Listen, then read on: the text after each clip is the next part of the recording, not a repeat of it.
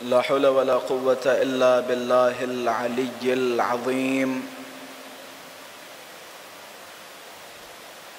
أعوذ بالله من الشيطان اللعين الرجيم. بسم الله الرحمن الرحيم. الحمد لله رب العالمين. الصلاة والسلام على أشرف الأنبياء والمرسلين سيدنا ومولانا ومولى الثقلين جد الحسن والحسين أبي القاسم مصطفى محمد اللهم صل على محمد وعلى أهل بيته الطيبين الطاهرين المعصومين المظلومين، واللعنة الدائمة على أعدائهم ومنكر فضائلهم ومناقبهم وغاصب حقوقهم إلى يوم الدين. أما بعد، فقد قال الله تبارك وتعالى في محكم كتابه ومتقن خطابه. بسم الله الرحمن الرحيم.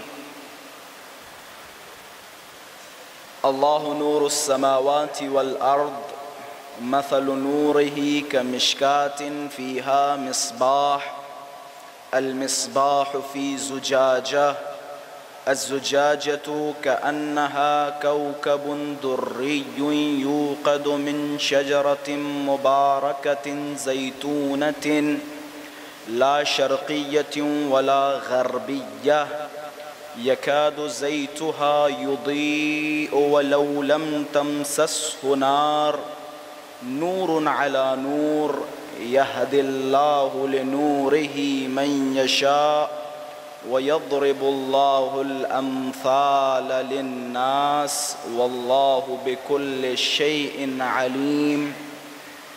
في بيوت أذن الله أن ترفع ويذكر فيها اسمه يسبح له فيها بالغدو والآصال.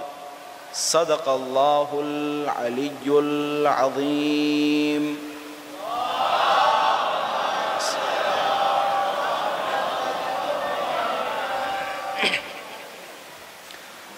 اللهم كن لوليك الحجة ابن الحسن صلواتك عليه وعلى آبائه في هذه الساعة وفي كل الساعة وليا وحافظا وقائدا وناصرا ودليلا وعينا حتى تسكنه أرضك طوعا وتمتعه فيها طويلا.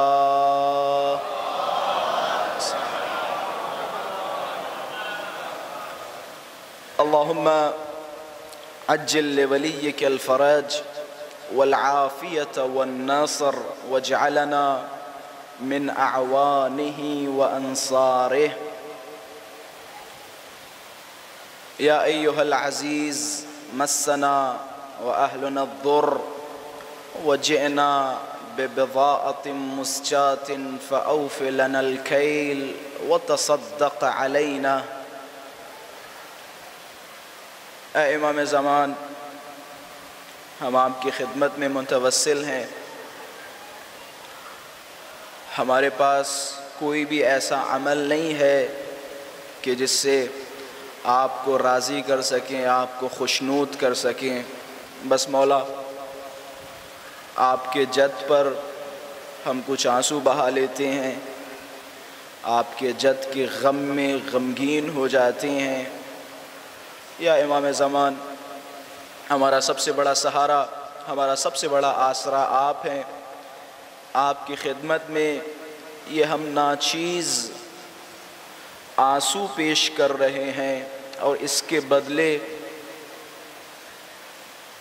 تمام توفیقات خیر اور آپ کی رضایت چاہتے ہیں۔ وجود نازنین ذوالجود امام زمان عجل اللہ تعالی فرجہ الشریف، اللہم صلی علی محمد، حضرت کے ظہور میں تعجیل، علماء کرام، مراجعین عظام اور آپ سب اپنی سلامتی اور اہل خانہ کی سلامتی کے لیے بآواز بلند مل جل کے صلوات ہدیہ فرمائیں۔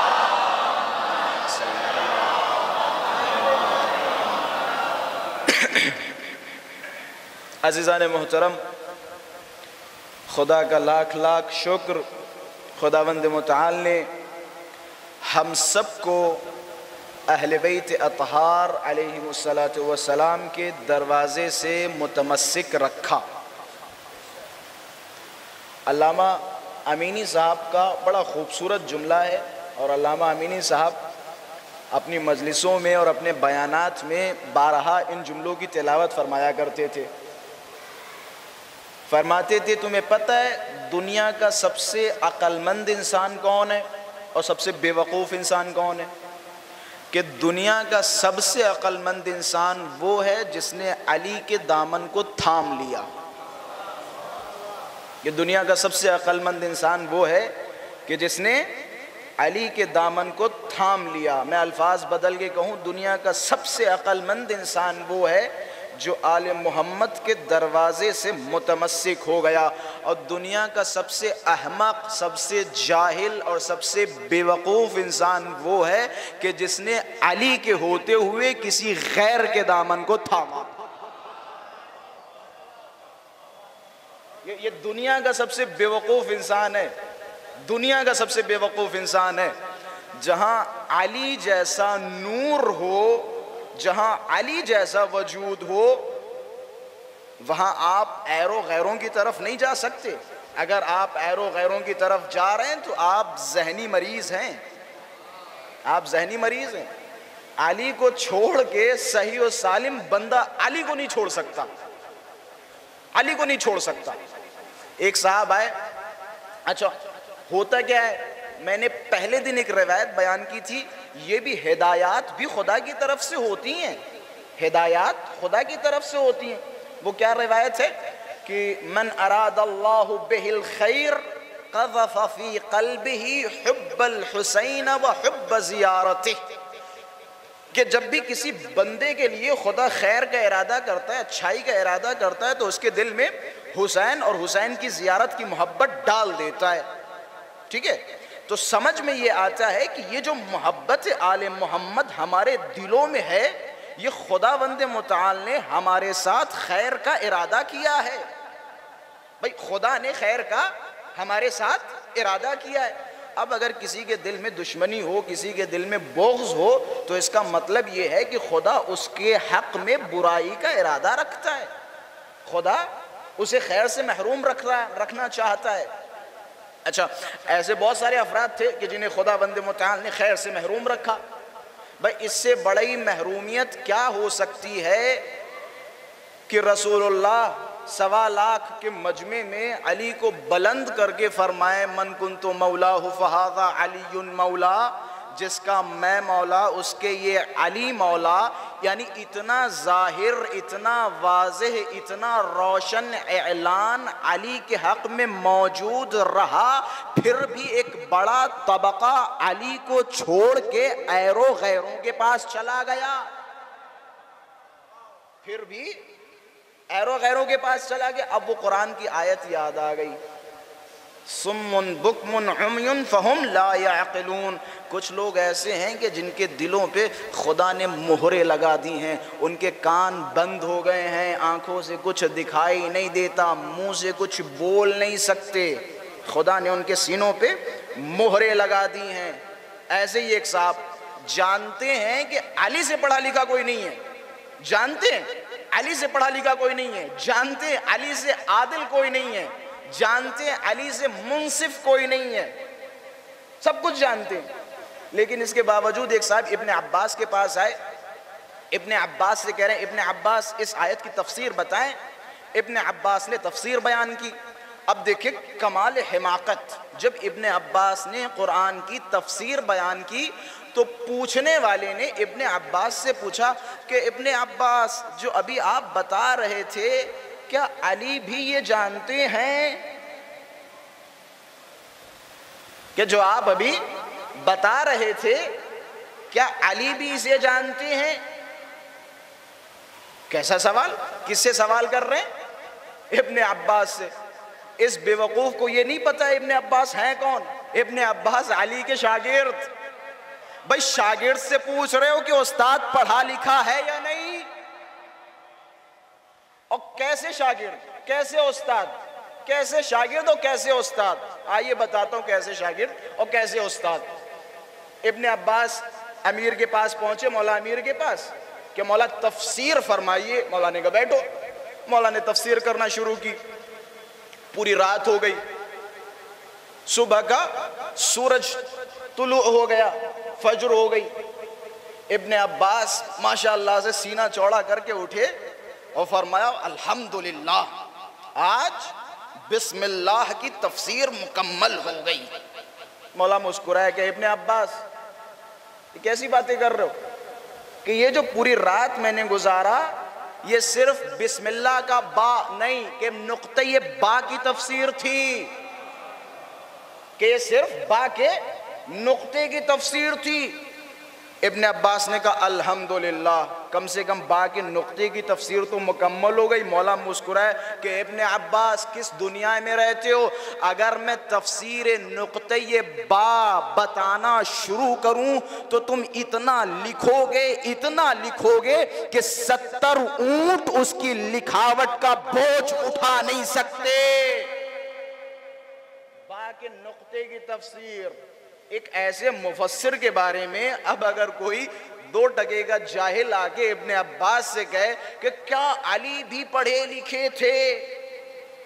جملہ ہے، تاریخ میں ملتا ہے، یا انہوں نے بعض روایتوں میں ملتا ہے کہ یہی صاحب نے الفاظ بدل کے کہ رسول اللہ کے صحابہ میں، اصحاب میں کیا علی بھی پڑھے لکھے تھے؟ جملے غور کرے۔ اچھا ان جملوں پہ مجھے افسوس نہیں ہوتا، ہنسی آتی ہے کہ رسول اللہ کے صحابہ کرام میں کیا علی بھی پڑھے لکھے تھے؟ اب بھائی جب آپ سوال ابن عباس سے کریں گے، اگر مجھ سے کرتے تو میں بھی کھرا جواب دیتا، لیکن ابن عباس کے جنہوں نے علی کی شاگردی کو درک کیا ہو، ظاہر سی بات ہے وہ ہم سے بھی کھرے جواب دیں گے، ہم سے بھی اچھے جواب دیں گے۔ اب جب ابن عباس سے کہا کہ کیا رسول اللہ کے صحابہ میں علی بھی پڑھے لکھے تھے، ابن عباس کو غیظ آیا، غضب آیا کہ خبردار اپنی زبان تو سنبھالو، کہاں صحابہ اور کہاں علی، کہ کہاں صحابہ اور کہاں علی، کہ علی اور صحابہ کے علم میں فرق اتنا ہے، علی کا علم جیسے 7 سمندر اور تمام صحابہ کا علم جیسے اس سمندر میں ایک مچھر گرے اور اپنے پر پہ پانی اٹھائے۔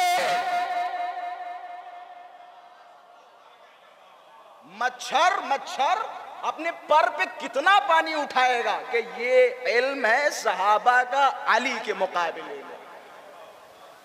تم کس کا مقابلہ کر رہے ہو؟ احمد ابن حنبل کے بیٹے بیٹھے ہوئے تھے، ایک صاحب آئے کہ صحابہ رسول کی فہرست بنائیے۔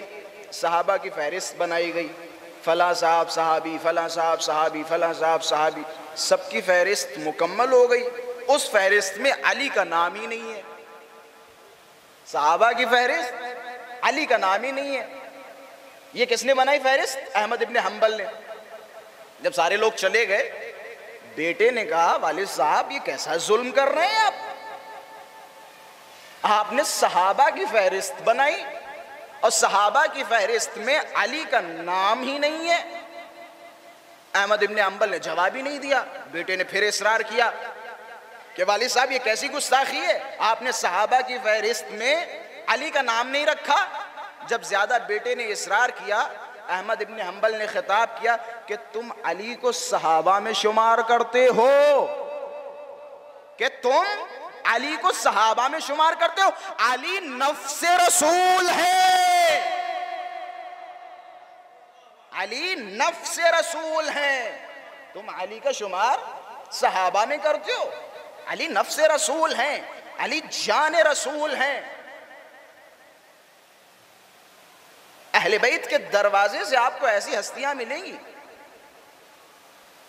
اگر آپ علی کے دامن کو چھوڑ رہے ہیں پھر آپ کو کیا نصیب ہوگا؟ میں نے ایک جملہ کہا تھا، معلوم ہے علی سے زیادہ پڑھا لکھا اس روئے زمین پہ کوئی نہیں، معلوم ہے علی سے عادل کوئی نہیں، سب کچھ معلوم ہونے کے باوجود اگر انسان کسی غیر کے پاس جائے تو اس کا مطلب یہی ہے کہ خدا تمہیں گمراہی میں رکھنا چاہتا ہے یا نہیں؟ جب سب کچھ تمہیں معلوم ہے پھر بھی اگر معلوم نہ ہوتا تو یہ بار بار جب بھی کوئی مسئلہ شرعی آتا تھا یا جب بھی کوئی مسئلہ آتا ہے، کسی طرح کا کوئی مسئلہ آتا تھا، اگر تمہارا اقرار نہیں تھا تو پھر تم علی کے پاس اپنے نمائندوں کو کیوں بھیجتے تھے؟ بھائی اگر اقرار نہیں تھا کیوں بھیجتے تھے؟ ہمارے یہاں ایک قاعدہ ہے، اقرار العاقل علی انفسہم حجہ، ایک عقل مند کا اپنے لیے کسی چیز کا اقرار کرنا حجت ہے۔ مثال کے طور پہ دو لوگوں میں لڑائی ہو گئی، ایک کہہ رہا ہے کہ اس نے مارا، دوسرا کہہ رہا ہے اس نے مارا، یہ تو کیس چلے گا کیونکہ اس کے بھی دعوے ہیں اور اس کے بھی دعوے ہیں، یہ کیس چلے گا۔ لیکن اگر ان میں سے ایک ایکسپٹ کر لے اور کہہ دے کہ ہاں بھائی میں نے مارا، کیس کلوز، کیس ختم ہو جائے گا کہ بھائی اس بندے نے ایکسپٹ کر لیا ہے کہ میں نے مارا، ختم۔ یا یہ کہ یہ پاگل ہو، یہ بھائی دنیاوی عدالتوں میں بھی یہ قصہ ہے، اگر ایک انسان پاگل ہے، اگر ذہنی اعتبار سے ٹھیک نہیں ہے تب اس کی بات کو نہیں مانا جائے گا، کہا جائے گا کہ بھائی یہ پاگل ہے، چھوڑو اس کی باتوں کو چھوڑو۔ لیکن اگر انسان صحیح ہو، سالم ہو، ٹھیک ٹھاک ہو اور پھر یہ کہے کہ میں نے مارا تو بھائی قبول تو کرنا پڑے گا۔ میں ایک منزل کی طرف لے جا رہا ہوں، اب جہاں علم کی بات آئی، جہاں علی کے علم کی بات آئی تو میں ان لوگوں کے بھی علم کا تذکرہ کرتا چلوں جو علی کے مقابلے میں کھڑے ہوئے۔ یہ قاعدہ اپنے ذہنوں میں رکھیے گا، اقرار العاقل علی انفسہم حجہ، عقل مند کا اپنے لیے کسی چیز کا اقرار کرنا حجت ہے۔ اب ذرا جائیے اور مدینے کی گلیوں میں تلاش کیجئے، مدینے میں کون تھا جو چیخ چیخ کے کہتا تھا اما مدینے میں سب مجھ سے زیادہ پڑھے لکھے ہیں، یہاں تک کہ پردے کے پیچھے بیٹھی یہ عورتیں، یہ جملے تاریخ کے کہ مدینے میں سب مجھ سے زیادہ پڑھے لکھے ہیں، یہاں تک کہ پردے کے پیچھے بیٹھی ہوئی یہ عورتیں۔ اب بھائی قاعدہ میں نے بتا دیا، عقل مند کا کسی چیز کا اقرار کرنا حجت ہے، یا تو آپ یہ کہہ کے بات ٹال دیجئے کہ فلاں صاحب پاگل تھے، دیوانے تھے، نہیں تو پھر مان لیجئے فلاں صاحب جاہل تھے۔ بھائی یہی نتیجہ نکلا نا، یا تو آپ کہہ دیں کہ فلاں صاحب پاگل تھے، ختم، مسئلہ ہی ختم، پاگل تھے، ختم ہو جائے گا مسئلہ۔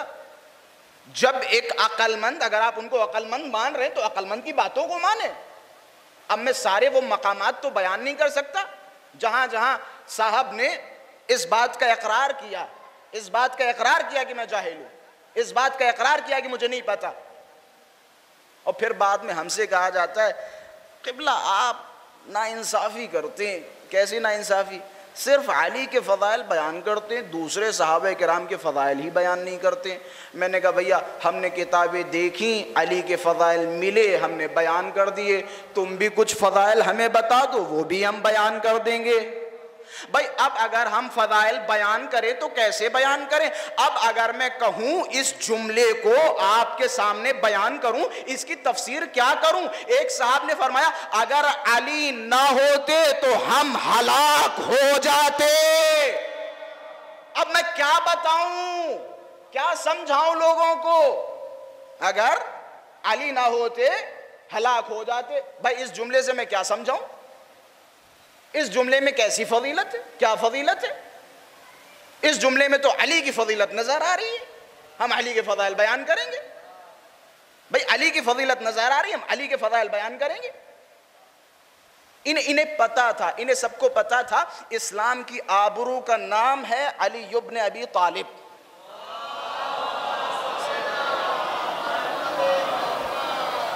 انہیں بخوبی پتا تھا اسلام کی آبرو کا نام ہے علی ابن ابی طالب۔ اور یہی وجہ جہاں بالکل پھنس جاتے تھے اور چاروں طرف سے ہاتھ پیر بندھ جاتے تھے، پھر کہتے تھے اما جاؤ علی کو بلاؤ بلاؤ، یہ انداز تھا، جاؤ اب کیا کریں، کچھ نہیں کر سکتے، بلانا ہی پڑے گا۔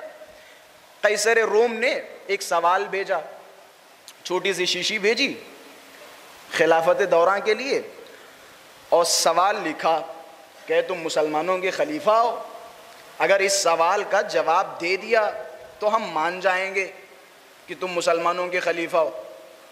قیصر روم نے ایک اتنی بڑی شیشی لی اور ایک چٹھی لی، خط میں لکھا کہ اس شیشی میں پوری دنیا بھر کے بھیج دو۔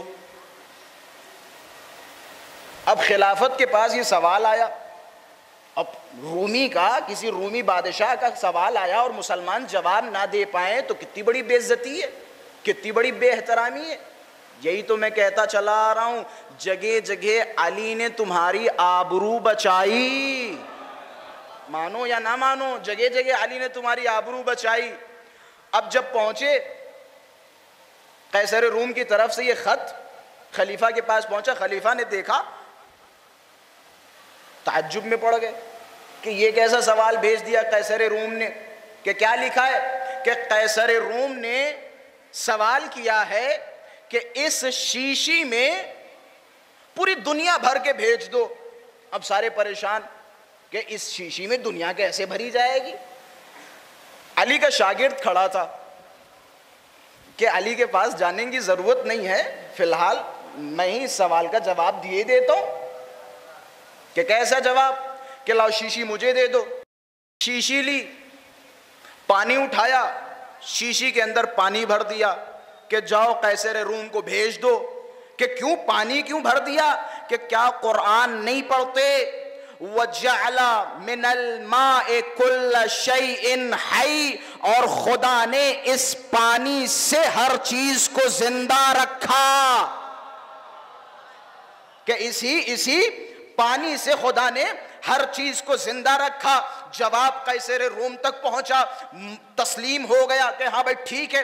اب اس دربار میں چیمی گوئیاں شروع ہوئیں، ابن عباس کی طرف دیکھ رہے ہیں، ابن عباس بڑے پڑھے لکھے آدمی ہو، ابن عباس بڑے ہوشیار آدمی ہو، ابن عباس بڑے باشعور انسان ہو، ذرا بتاؤ تم نے یہ جواب دیا کہاں سے؟ عجب نہیں، ابن عباس نے فرمایا کیا تم نہیں جانتے اس مدینے میں علی کے سوا کوئی اس طرح کا جواب دے سکتا ہے؟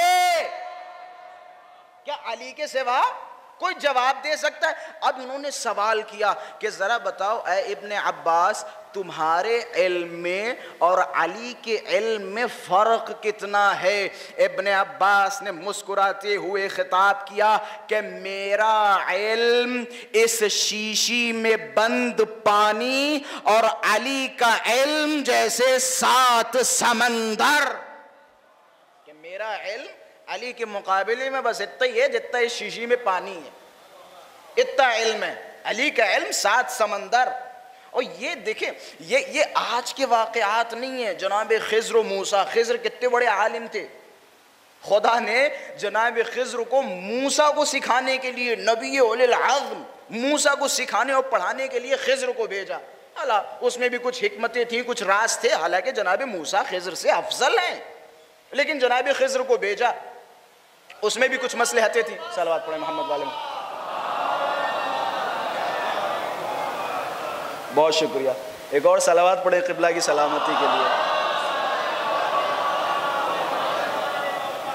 جناب خضر، خداوند متعال نے خضر کو بھیجا جناب موسیٰ کے لیے۔ روایت کے جملے ہیں، کہتے ہیں جناب موسیٰ و خضر ایک دریا کے کنارے بیٹھے تھے، اور جناب خضر نے فرمایا کہ ایک آخری نبی آئیں گے، اس کا ایک وصی ہوگا، جب وہ وسیع آئے گا تو خداوند متعال علوم کے سارے دروازے اسے عطا کر دے گا، کہ علوم کے سارے دروازے عطا کر دے گا۔ اور میں تھوڑا سختی سے اس روایت کو بیان کروں، کیسے برداشت کیا جائے گا؟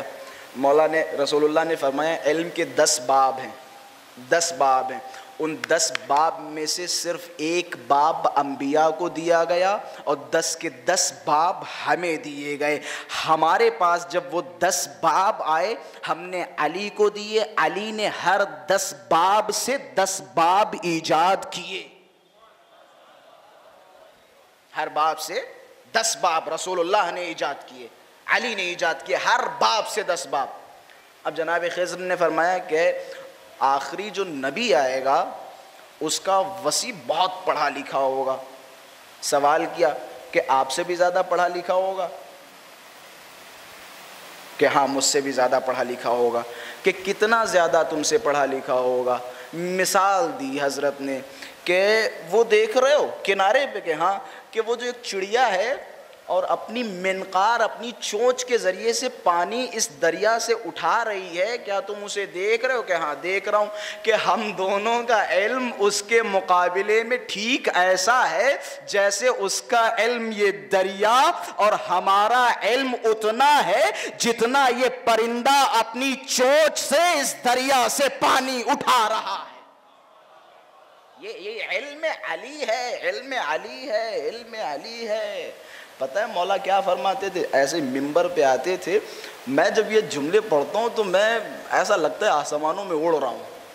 مولا کے جملے، مولا ممبر پہ آیا کرتے تھے کوفے میں، وَأَوْمَأَ إِلَىٰ صَدْرِهِ، اور اپنے سینے کی طرف اشارہ فرماتے تھے۔ یہ ایک روایت میں ہے ایسے سینہ کوٹتے تھے اور لوگوں سے کہتے تھے إِنَّهَا هُنَا لَعِلْمًا جَمًّا، اما دیکھو، آؤ میرے پاس آؤ، اس سینے میں بہت علم بھرا ہوا ہے، افسوس لینے والا نہیں ہے، بہت علم بھرا ہوا ہے، تم میں سے کوئی لینے والا نہیں ہے۔ علی کے پاس آؤ، علی کے سوا کسی غیر کے دروازے پہ جاؤ گے ملے گا کیا؟ ملے گا کیا مجھے بتائیں؟ غیر کے دروازے پہ جاؤ گے کچھ نہیں ملنے والا۔ دیکھیں علی کی دشمنی میں غیروں نے کوئی حد نہیں رکھی، کوئی حد نہیں رکھی۔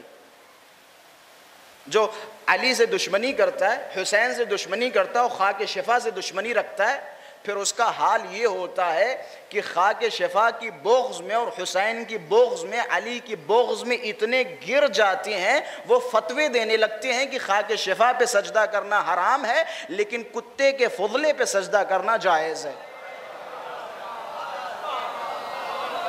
یہ فتوے آقا جان، فتوے، کتے کے فضلے پہ سجدہ کرنا جائز ہے۔ یہ کب ہوتا ہے؟ یہ وہ کہتے ہیں نا، حب الشیء یعمی ویصم وبغض الشیء یعمی ویصم، کبھی کبھی کسی چیز کی زیادہ محبت انسان کو اندھا کر دیتی ہے اور کبھی کبھی کسی شے کی زیادہ دشمنی انسان کو اندھا بنا، یہ ان کو اندھا بنا دیا، ان کو اندھا بنا دیا، ان کو اندھا بنا دیا۔ بغض علی نے اندھا بنا دیا، بغض علی نے اندھا بنا دیا۔ کہنے لگے وہ شیعہ، بات سے بات نکل رہی، کہنے لگے شیعہ مشرک ہیں، کہ کیوں؟ کہ شیعہ خاک شفا پہ سجدہ کرتے ہیں۔ شیعہ عالم دین نے کہا تم ہم سے بڑے مشرک ہو۔ کہ کیسے؟ کہ دنیا میں سب سے خالص چیز کا نام ہے مٹی، دنیا میں سب سے خالص چیز کا نام ہے مٹی، ہم مٹی پہ سجدہ کرتے ہیں، ہم چھوٹے مشرک ہیں، تم بڑے مشرک ہو، تم چٹائیوں پہ بھی سجدہ کرتے ہو، پتھروں پہ بھی کرتے ہو، اینٹوں پہ بھی کرتے ہو۔ سمجھے؟ پہنچیں۔ ہم تو ایک خالص چیز پہ سجدہ کر رہے ہیں، ہم تو خالص چیز پہ سجدہ کر رہے ہیں، ہم تو خالص چیز پہ سجدہ کر رہے ہیں۔ آپ تو جس پہ ہوتا ہے اس پہ سجدہ کرنے لگتے ہیں، یہاں تک کہ فتویٰ موجود ہے، اگر کچھ نہ ہو کتے کا فضلہ اس پہ بھی سجدہ آپ کر سکتے ہیں، فتویٰ ہے۔ دیکھیے بھائی، علی کی دشمنی، اگر آپ یہ چاہتے ہوں کہ علی کی دشمنی دل میں رکھ کے کسی سیدھے راستے پہ چلے جائیں ہے ہی نہیں سیدھا راستہ، ہے ہی نہیں۔ رسول اللہ نے ایسے دو چار لوگ بیٹھے تھے، اچھا ہم تو نہیں، لیکن رسول اللہ کبھی کبھی خوب بے عزتی کرتے تھے، بٹھا کے بٹھایا، ایسے لکڑی اٹھائی۔ دیکھیں تصویری کبھی کبھی ہوتا ہے نا، بچوں کو اگر کوئی چیز سمجھانی ہو تو پکچرز کے ذریعے بہت اچھا سمجھیں گے، کسی ویڈیو کے ذریعے سے بہت اچھا سمجھیں گے۔ رسول اللہ نے بتا کے نہیں سمجھایا، دکھا کے سمجھایا۔ ایک لکڑی اٹھائی اور ایک لکیر ایسے کھینچی، ایک لکیر ایسے کھینچی کہ یہ تم ہو، یہ تم ہو، الٹی ایسے، الٹی ٹیڑھی، کہ یہ تم ہو اور یہ تم ہو۔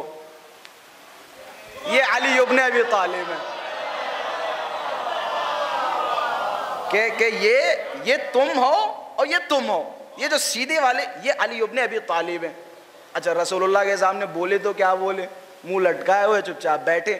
میں نے کہا نا تصویری شکل بہت آسانی سے سمجھ میں آتی ہے، یہی وجہ ہے غدیر میں رسول اللہ نے آگے والوں کو پیچھے بلایا، جو رہ گئے تھے ان کا انتظار کیا، اور علی کو دونوں ہاتھوں پہ بلند کر کے فرمایا من کنت مولا ہو فہذا علی مولا، جس کا میں مولا ہوں اس کے علی مولا۔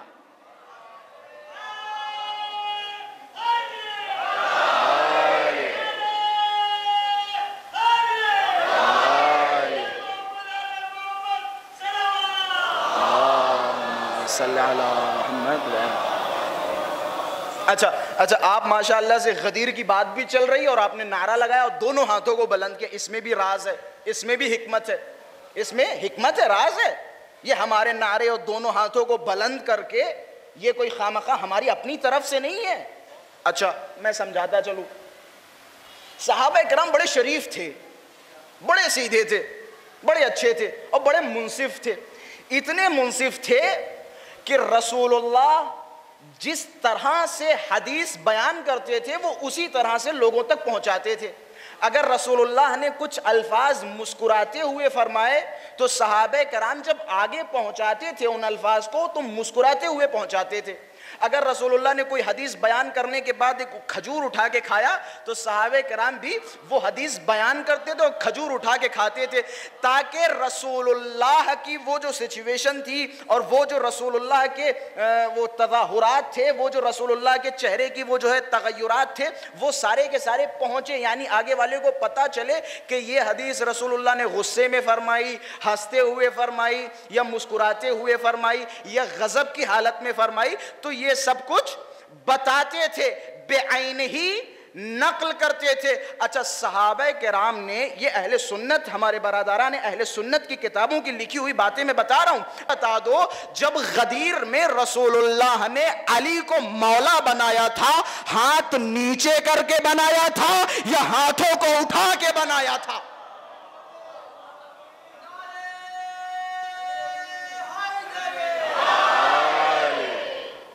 بھائی علی کو جب مولا کہا تھا ہاتھ نیچے کر کے کہا تھا یا دونوں ہاتھوں کو بلند کر کے کہا تھا؟ بھائی دونوں ہاتھوں کو بلند کر کے کہا تھا، تو لہذا شیعہ بھی اسی غدیری مزاج کی پیروی کرتے ہوئے علی کا نام لے رہے ہیں دونوں ہاتھوں کو بلند کر کے۔ ایک صلوات پڑھے محمد والے محمد کے ساتھ پر۔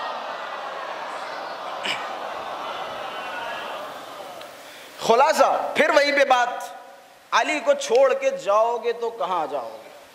علی کو چھوڑو گے تو تمہیں ایسے دروازے نصیب ہوں گے کہ جن کے پاس نہ دین ہے نہ دھرم ہے، ایسے دروازے نصیب ہوں گے۔ دیکھیں لوگ علی کی دشمنی میں کچھ مذہب، میں اتنا زیادہ دیکھیں اعتقادی اور معرفتی باتیں ہیں، میں نے کل یا پرسوں کی مجلس میں بیان کیا تھا، اہل بیت اطہار ہر کسی کے سامنے ایک طرح کی باتیں نہیں کرتے تھے، ہر کسی سے ایک طرح کی باتیں نہیں کرتے تھے۔ آپ نے کہا ایک صحابہ مولا کے پاس کہ مولا میں دنیا میں سب سے زیادہ آپ سے محبت کرتا ہوں، بھئی جملے سنیے گا، کل بھی میں نے اسی پہ تقریباً ایک آدھی مجلس تو پڑھی ہی تھی، مقایسہ اور مقابلہ کس کا کس سے، اسی سے ملتا جلتا ایک نقطہ بیان کرتا چلوں۔ اور یہاں فی الحال جو ہمارا موضوع ہے وہ یہ ہے کہ اہل بیت سب سے ایک طرح بات نہیں کرتے تھے، اس کی معرفت کے مطابق بات کرتے تھے۔ ایک صحابہ مولا کے پاس کہنے لگے مولا میں آپ سے اس دنیا میں سب سے زیادہ محبت کرتا ہوں. مولا نے کہا اچھی بات ہے, شکریہ. چلے گئے. دوسرے صاحب آئے, کہنے لگے مولا میں دنیا میں سب سے زیادہ آپ سے محبت کرتا ہوں. مولا نے فرمایا شکریہ. لیکن ایک اور مولا کا چاہنے والا آیا, اس نے کہا کہ مولا میں دنیا میں سب سے زیادہ آپ سے محبت کرتا ہوں. مولا نے فرمایا شکریہ, لیکن تم سے اس طرح کا جملہ بعید ہے کہ میں تم سے یہ جملہ تو نہیں سننا چاہ رہا ہوں. اچھا اس جملے میں کمی کیا ہے بھائی؟ کل جن لوگوں نے اللہ اکبر پہ غور کیا وہ انشاءاللہ میرا ساتھ دیں گے. غور کیا تھا اللہ اکبر. اللہ اکبر کا ترجمہ جو امام صادق نے کیا وہ فرمایا غلط. غور کیا یہاں پہ جملے کیا ہیں؟ کیا فرما رہے ہیں کہ مولا دنیا میں سب سے زیادہ آپ سے محبت کرتا ہوں. بھائی کل میں نے کیا کہا تھا؟ مقابلہ ہر کسی کا ہر کسی سے نہیں ہوتا. دنیا کس چیز کا نام ہے؟ دنیا کھانا پینا لذتیں شہوتیں, دنیا اسی چیز کا نام ہے نا. یہ صاحب کیا کہہ رہے ہیں؟ دو لوگوں نے کہا لیکن ان کی بات پہ توجہ نہیں دی مولا نے, لیکن تمہاری معرفت اس سے کہیں بلند و بالا ہے کہ تم اس طرح کے الفاظ استعمال کرو. مولا نے خطاب کیا کہ خبردار تم سے بعید ہے, تم نے ہماری محبت اس نجس دنیا کے ساتھ ملا دی. کہ تم نے ہماری محبت, یہ جو تم نے کہا نا دنیا میں سب سے زیادہ, یعنی تم ہماری محبت کو دنیا کی چیزوں سے مقابلہ کر رہے ہو. کہاں ہماری محبت اور کہاں یہ دنیا کی لذتیں اور شہوتیں. بس کہنے کا مقصد یہ, اس سے نتیجہ کیا؟ نتیجہ یہ ہے کہ اہل بیت ہر کسی سے ہر کلام نہیں کرتے. وہ چوتھے امام کا ایک جملہ ہے اگر یاد ہو,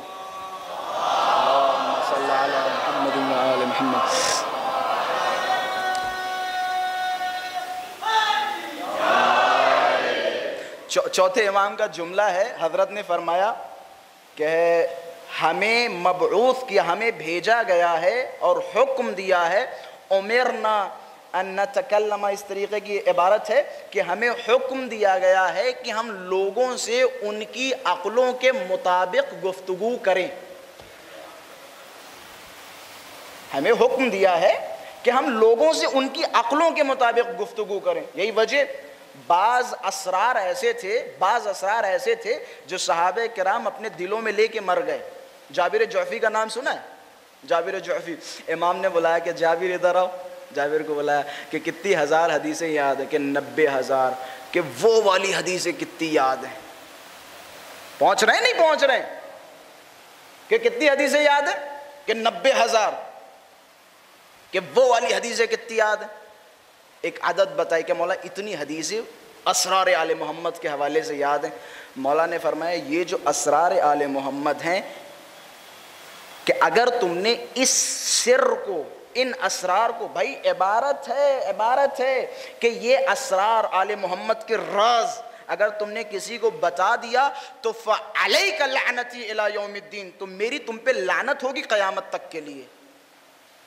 کہ یہ صرف اسرار جو میں نے بتایا وہ تم اپنے دل تک رکھنا, کسی اور کو نہ بتانا. پھر وہ ایک اور عبارت جو ملتی ہے, کہتے ہیں جابر جعفی کرتے کیا تھے؟ اب ظاہر سی بات ہے جس کے دل میں فضائل آل محمد اور اہل بیت بھرے ہوں اس کا پیٹ کھولتا رہتا ہے کہ کہیں موقع ملے وہ بیان کروں. اب جابر جعفی بھی آخر انسان تھے. اب وہ کیا کرتے تھے؟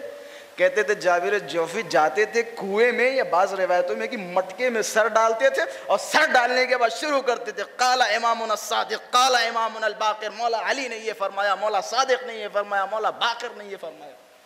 یہ جابر جعفی اسرار آل محمد سینے میں بھرے ہوئے. وہ کیا ہے؟ وہ شعر ہے آیت اللہ بہجت کا کہ جب کسی کو سر سکھایا جاتا ہے, راز سکھائے جاتے ہیں تو اس کے منہ کو بند کر کے منہ پہ مہر لگا دی جاتی ہے. سر یا راز ہر کسی کو نہیں سکھائے جاتے, معرفت کے مطابق. اسی طرح سے بہت ساری ایسی روایتیں, ایک دو نہیں, بہت ساری روایتیں. ایک روایت جو بڑی مشہور و معروف جو ہم پڑھتے ہیں, مقام شفاعت حضرت صدیقہ, جو جابر بن عبداللہ انصاری سے روایت ہے. مقام شفاعت پوری حدیث مکمل ہو گئی، آخر میں لکھا ہے جابر اسے صرف اس کے اہل کے سامنے بیان کرنا، ہر کسی کے سامنے بیان نہ کرنا. یہ سر آل محمد ہے، اسرار آل محمد. آپ انشاءاللہ یہ اٹھائیں گے کون سی کتاب، نام اگر ذہن میں آئے، غیبت نعمانی. غیبت نعمانی اٹھائیں تو شروع کے چند صفحات صرف اسرار آل محمد کے حوالے سے، سر آل محمد. اور باقاعدہ یہ جملات زیارات میں ہیں کہ لعنت ہو اس پر جو کتمان سر کرے، ہمارے رازوں کو کھولے، ہمارے رازوں کو جو آشکار کرے، ہمارے سر کا جو خیال نہ رکھے، اس پہ لعنت ہو. ایک صلوات پڑھے محمد والے محمد کی ذات پر.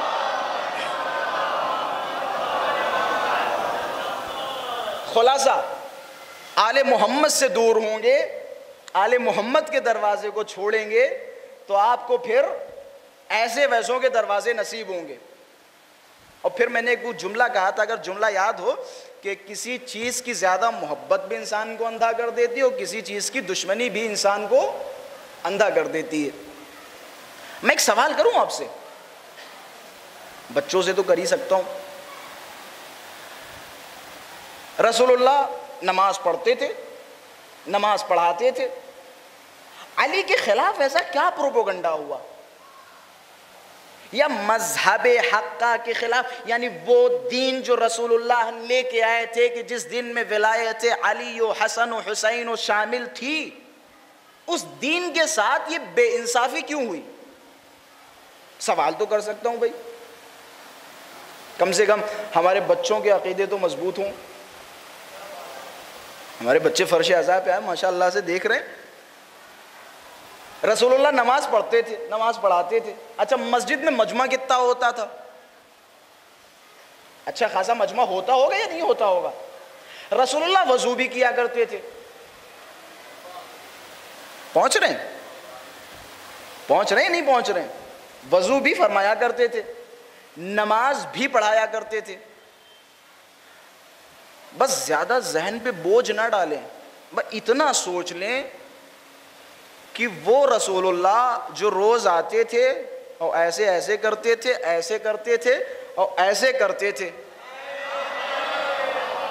ٹھیک ہے، ایسے کرتے تھے، ایسے کرتے تھے، روز، ایک دن نہیں، روز آتے تھے، کھڑے ہوتے تھے، اللہ اکبر، نماز بھی ادا کرتے تھے.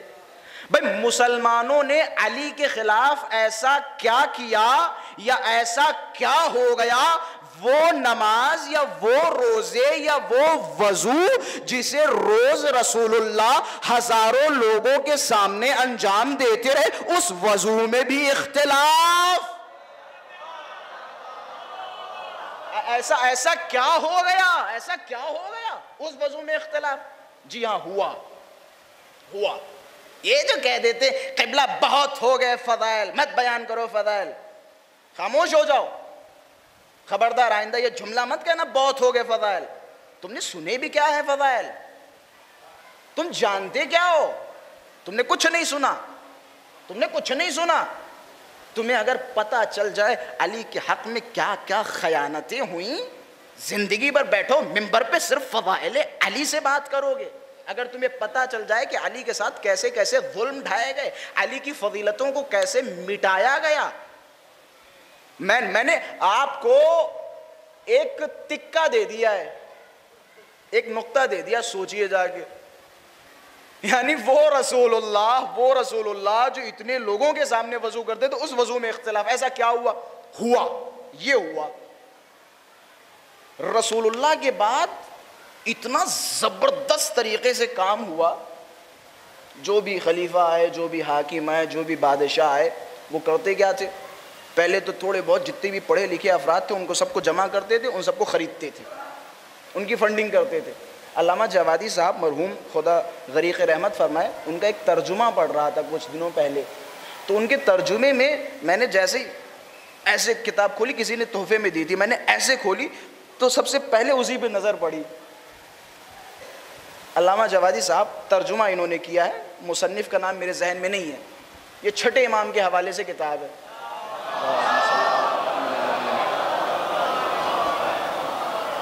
لکھتے ہیں، کہتے ہیں اہل بیت کے دروازے کو بند کرنے کے لیے تاکہ اہل بیت کے دروازے کو بند کر دیا جائے، تاکہ اہل بیت کے دروازے پہ کوئی نہ آئے، کہ اہل بیت کے دروازے کو بند کرنے کے لیے کم سے کم 700 یا 800 فرقے بنائے گئے۔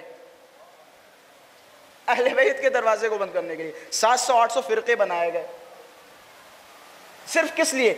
صرف اس لیے کہ اہل بیت کے جو بھی مقولات ہیں، اہل بیت کی جو بھی فرمائشات ہیں، اہل بیت نے جو دین لوگوں کے سامنے پیش کیا، اس دین کو زخمی کیا جا سکے، اس دن کو بند کیا جا سکے۔ امام کے آخری اگر زندگی پڑھیں چھٹے امام کی، تو امام کے پاس آخر میں جب بنو امیہ و بنو عباس کے آخر میں جب جنگیں یہ ہونے لگی، پھر جب ایک مستقل بنو عباس کی آہستہ آہستہ حکومت آنے لگی، تو امام پہ بین لگ گیا تھا۔ درس امام کو نہیں دینے دیا جاتا تھا۔ امام کے گھر میں جاسوس کھڑے کر دیے گئے تھے، پولیس کھڑی کر دیا، گھر نظر بند ہو گئے تھے، امام کسی کو آنے نہیں دیتے تھے۔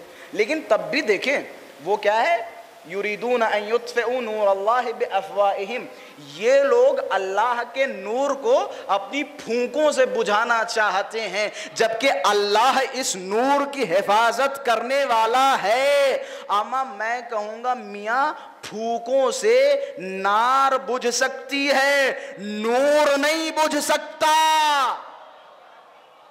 آگ آپ پھونک سے بجھا سکتے ہیں، لیکن نور آپ کی پھونکوں سے تھوڑی نہ بجھنے والا ہے۔ انہوں نے بین لگا دیا کہ کوئی امام سے ملے گا نہیں۔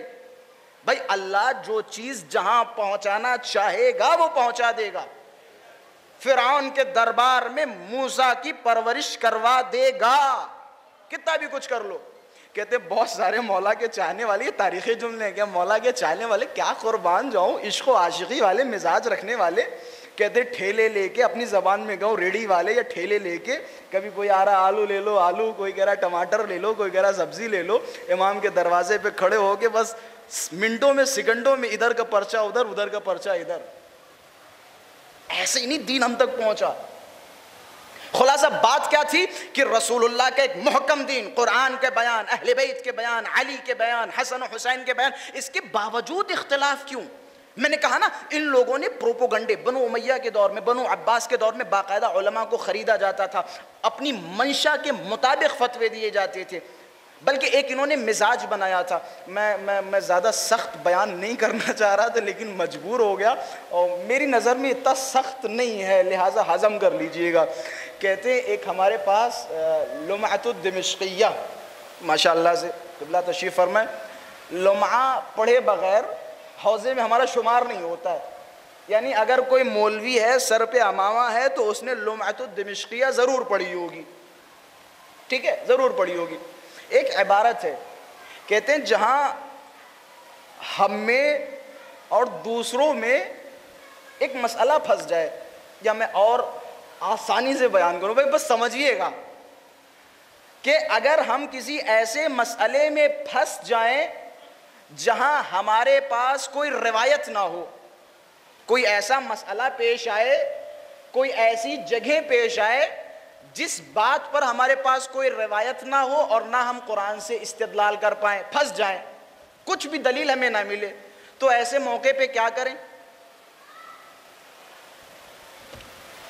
میں پھر سے دوہرا رہا ہوں، یہ مسئلے شرعی دیکھیں، کہتے اگر کسی ایسے مقام پہ پھنس جائیں جہاں ہمارے پاس دلیل و برہان و قرآن و آیت و حدیث سے ہم کچھ استنباط نہ کر پائیں، بالکل پھنس گئے اس مسئلے میں، کریں تو کیا کریں؟ مولا نے فرمایا ہمارے مخالف کی طرف دیکھو، جو وہ کرے اس کا الٹا کر دو، صحیح نکلے گا۔ کاش پہنچا پاتا۔ میں کہوں گا مولا نے کیوں فرمایا؟ گویا مولا کو پتا تھا کہ انہوں نے پوری شریعت علی کی مخالفت میں بنائی، پوری شریعت علی کی مخالفت میں بنائی۔ یہ ان سے اگر کوئی پوچھتا تھا نا کہ ہمیں بتاؤ اس چیز میں کیا کریں، تو پہلے کہتے تھے علی کیا کرتے ہیں، کہ علی یہ کرتے ہیں، کہتے اگر علی یہ کرتے تو اس کا الٹا کرو جا کے۔ حقیقت ہے، حقیقت ہے، حقیقت ہے۔ میں نام نہیں لوں گا، 4 اماموں میں سے ایک امام کے پاس ایک صاحب پہنچے اور کہنے لگے نماز کے سجدے میں آنکھوں کو بند کروں یا آنکھوں کو کھولوں، یغمضہما او یفتحہما، دونوں آنکھوں کو کھولوں یا دونوں آنکھوں کو بند کروں، کہ صاحب بتائیں کیا کروں؟ بھائی ہمارے عالم کے پاس اگر آپ جائیں گے تو وہ قرآن حدیث سے استنباط کرے گا اور بتائے گا آپ کو، لیکن ان کے یہاں کچھ طریقہ الگ تھا کہ اچھا یہ بتاؤ وہ چھٹے امام کیا کرتے ہیں، سجدے میں آنکھوں کو کھولتے ہیں یا بند کرتے ہیں؟ ایک آدمی کو بھیجا، دیکھیں فتویٰ بھی دیا نہیں ہے، پہلے ریسرچ کر رہے ہیں، پہلے تحقیق کر رہے ہیں، پتہ تو کر لیں، ایسا نہ ہو کہ ہمارا اور ان کا ایک جیسا ہو جائے، ایسا نہ ہو ہمارا اور ان کا ایک جیسا ہو جائے کہ تحقیق کرو۔ اب تحقیق کرنے کے بعد آئے اور آنے کے بعد بتایا کہ وہ تو کبھی آنکھوں کو کھولتے ہیں سجدے میں اور کبھی بند کرتے ہیں، کہ کبھی آنکھوں کو کھولتے ہیں اور کبھی بند کرتے ہیں۔ اب فتویٰ دیں تو کیا دیں، اب فتویٰ دیں تو کیا دیں، لیکن تھے تو ہوشیار، تھے تو عقل مند، تھے تو بڑے شاطر، کہ ایسا کرو کل سے نماز میں ایک آنکھ کھولنا اور ایک آنکھ بند کرنا، کہ ایک آنکھ کھولنا اور ایک آنکھ بند کرنا۔ یہ ان کا جملہ ہے، روایت ہے، یہ ان کے الفاظ ہیں۔ انہوں نے کہا خالفت جعفرا فی کل ما یقول، کہ جو کچھ امام جعفر صادق نے کہا میں نے ہر چیز میں ان کی مخالفت کی، لیکن اس معاملے میں مجھے پتہ ہی نہیں ہے یغمضہما او یفتحہما، کہ وہ آنکھوں کو کھولتے ہیں سجدے میں یا آنکھوں کو بند کرتے ہیں، لہٰذا کیونکہ مجھے پتہ نہیں ہے لہٰذا کل سے جاؤ ایک آنکھ کھولنا اور ایک آنکھ بند کرنا۔ حقیقت ہے عزیزم، حقیقت ہے، حقیقت نہیں تو آپ کو میں کہوں گا پھر کہیں گے قبلہ یہ کیسی باتیں کر رہے تھے۔ حقیقت ہے بھائی، حقیقت ہے۔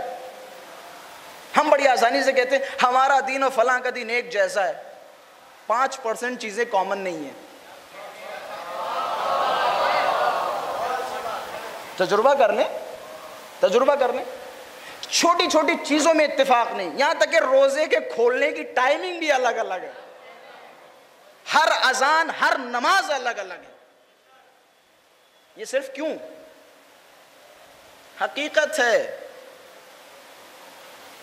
ہم جس کی بنیاد علی کی دشمنی پہ رکھی گئی ہو، جس کی بنیاد علی کی دشمنی پہ رکھی گئی ہو، جبکہ سب کچھ جانتے، سب کچھ معلوم ہے، سب کچھ معلوم ہے، علی کی دشمنی پہ جس کی بنیاد، انہیں پتہ ہے پورا قرآن علی کی شان میں نازل ہوا، انہیں پتہ ہے، انہیں پتہ ہے۔ کہتے ہیں ابن عباس، کیونکہ ابن عباس کا تذکرہ ہو رہا تھا، بس میں گزارش کروں گا ایک صلوات پڑھتے ہوئے تھوڑا تھوڑا اور آگے آ جائیں۔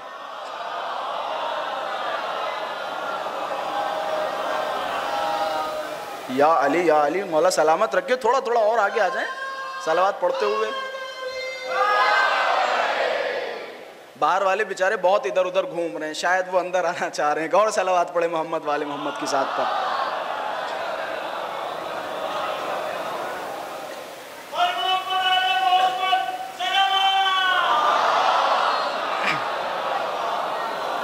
بس بس گھبرائیں نہیں، منزل کی طرف لے کے چل رہا ہوں۔ اللہ اکبر، یا رسول اللہ، یا علی، اللہم صلی علی محمد وآل محمد وعجل فرجہم۔ سلامت رہیں، جئیں، خوش رہیں، آباد رہیں انشاءاللہ۔ خدا کوئی پریشانی نہ دے، کوئی مشکل نہ دے سوائے غم مظلوم کربلا کے انشاءاللہ۔ ابن عباس جن کا تذکرہ فرما رہا تھا میں تھوڑی دیر پہلے، ابن عباس میں نے بتایا تھا، ابن عباس مولا کے شاگرد تھے اور خوب مولا کے فضائل بیان کرتے تھے، اور میں یہ بعنوان فضائل اس لیے بیان کر رہا ہوں کیونکہ بعض اوقات یہ ہم بھی کہنے لگتے ہیں کہ فضائل بہت ہو گئے ہیں۔ آپ کو پتہ ہے مولا کی ایک ایک فضیلت کی قیمت کیا ہے؟ مولا کی ایک ایک فضیلت کی قیمت، بس میں اختتام کی طرف جا رہا ہوں۔ مولا کی ایک فضیلت کو مٹانے کے لیے بنو امیہ و بنو عباس نے آج کے حساب سے اگر کہوں تو کروڑوں ڈالر خرچ کیے ایک فضیلت کو مٹانے کے لیے۔ میں جلدی جلدی بیان کر دوں۔ کوفے میں ایک دروازہ ہے، ایک جگہ ہے جسے کہا جاتا ہے باب الثعبان۔ قصہ کیا ہے؟ مولا منبر پہ تشریف فرما تھے، ایک اژدہا نمودار ہوا، مولا نے پکڑا اور چیر دیا۔ تو لہذا جب مولا نے اژدر کو چیرا تو اس دن سے اس مقام کو کہا جاتا ہے باب الثعبان۔ ثعبان کہتے ہیں سانپ کو، اژدر کو۔ یعنی سانپ والا دروازہ. اب ظاہر سی بات ہے جو بھی وہاں جاتا تھا تو جیسے ہی سنتا تھا سانپ والا دروازہ تو سوال کرے گا میاں اسے سانپ والا دروازہ کیوں کہتے ہیں؟ تو بتانے والا بتائے گا کہ یہاں مولا نے اجدر کو چیرا تھا. یہ تھی مولا کی فضیلت. شام تک خبر گئی, کہنے لگے کہ وہاں ایک ایسا مقام ہے اور وہاں پہ لوگ جاتے ہیں اور علی کی فضیلت کو یاد کرتے ہیں. دیکھیں کتنی تگڑی فنڈنگ تھی. جب شام میں خبر پہنچی تو شام والے نے کچھ لوگوں کو ہندوستان بھیجا کہ جاؤ ہندوستان جاؤ. اب ظاہر سی بات ہے اس زمانے میں اگر 2-3 بندے کو ہندوستان بھیجیں تو اچھا خاصا خرچہ آئے گا, کہ 2-3 لوگوں کو ہندوستان بھیجا گیا اور کہا گیا جاؤ ہندوستان سے ہاتھی خرید کے لاؤ. عرب کے لیے اس دور میں ہاتھی عجیب و غریب چیز ہوا کرتی تھی. آج بھی ہاتھی ان لوگوں کے لیے عجیب و غریب چیز ہے, اور ہندوستان بعض ملکوں میں ہاتھی کے نام سے پہچانا بھی جاتا ہے کہ ہندوستان میں ہاتھی فیل بہت بڑے بڑے. ٹھیک ہے, تو شام والے نے ہندوستان کچھ لوگوں کو بھیجا اور وہاں سے ہاتھی لے کے آؤ. ظاہر سی بات ہے جو عرب کے لیے عجیب ہو تو وہ مہنگی بھی ملے گی. ہاتھی بہت مہنگا ملا. یہاں سے اتنا مہنگا جانور خرید کے لے گئے کوفہ. کس لیے؟ تاکہ اس دروازے میں جا کے باندھ دیں. اتنا دماغ لگا پائے گا کوئی؟ علی کی ایک فضیلت ہم تو بڑے ہلکے میں لے لیتے ہیں مولا کی فضیلت. اما جس طرح سے انہوں نے علی کی ایک فضیلت کو مٹانے میں اتنی فنڈنگ کی, کیا ہم علی کی فضیلت بیان کرنے میں اپنا وقت نہیں لگا سکتے؟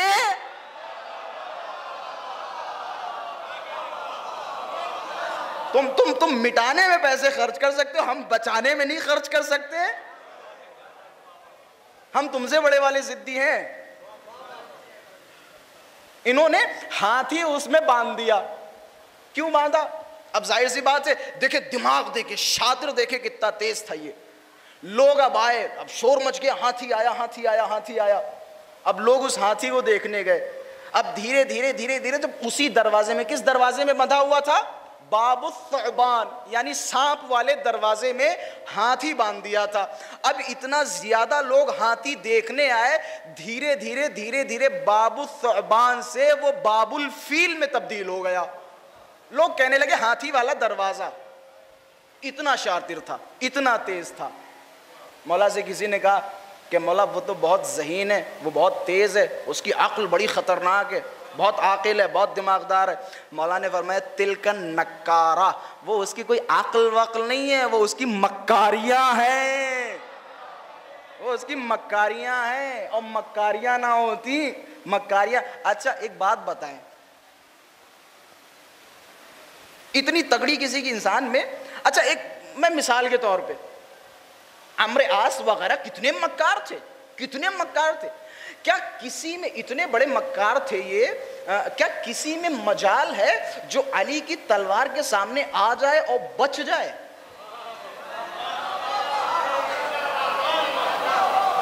اچھا خدا نہ کرے علی کی تلوار کے سامنے کوئی آ جائے, کیا بچنے کا راستہ ہے؟ دیکھیں کتنے مکار تھے, ان کے پاس راستہ تھا کہ کپڑے اتار دو علی خود پھر جائیں گے. یہ مکاریاں تھیں, یہ مکاریاں تھیں. حضرت نے فرمایا یہ اس کی کوئی عقل نہیں ہے, یہ اس کی مکاریاں ہیں, یہ اس کی مکاریاں. یہ بعض اوقات کچھ لوگ مکاریوں کو سیاست کا نام دیتے ہیں, وہ علی کی ان باتوں کو سنیں اور مکاریاں کرنا چھوڑ دیں, مکاریاں کرنا چھوڑ دیں, مکاریاں کرنا چھوڑ دیں. مولا نے فرمایا وہ اس کی عقل نہیں ہے, وہ اس کی مکاری ہے. کہ عقل کسے کہتے ہیں؟ عقل اسے کہتے ہیں ما عبد بہ الرحمن, جس سے خالق کی پرستش کی جائے اسے عقل کہتے ہیں. جس سے خالق کی عبادت کی جائے اسے عقل کہتے ہیں.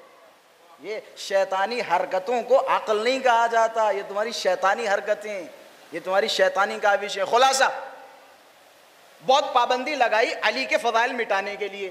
ابن عباس مسجد میں کھڑے ہوئے تھے, مدینے میں شام کے کچھ جاسوس, بھائی دیکھیں تھوڑی دیر کے لیے بیدار ہوں, آخری مجلس ہے, پھر انشاءاللہ کب ہم آپ کو نصیب ہوئے اور کب آپ ہمیں نصیب ہوئے. مدینے میں شام والوں کے معاویہ کی طرف سے کچھ جاسوس مدینے میں کام کر رہے تھے. شام کے نام خط لکھا کہ امیر ایسی ایسی بات ہے، آپ تشریف لائیں. امیر شام مدینے پہنچا.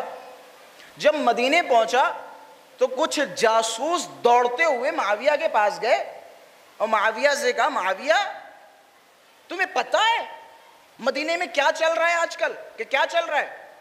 کہ ابن عباس خوب جم کے تفسیر قرآن بیان کر رہے ہیں. کہ بھائی اچھی بات ہے، بنی ہاشم ہے، ابن عباس قرآن کی تفسیر نہیں کریں گے تو کون کرے گا؟ اچھی بات ہے، بیان کرنے دو. کہ امیر میری باتوں کو سمجھ نہیں رہے آپ. کہ کیا سمجھانا چاہ رہے ہو؟ کہ ظاہر ان کا کام ہے قرآن کی تفسیر بیان کرنا، حقیقت میں وہ ممبروں سے علی علی کر رہے ہیں.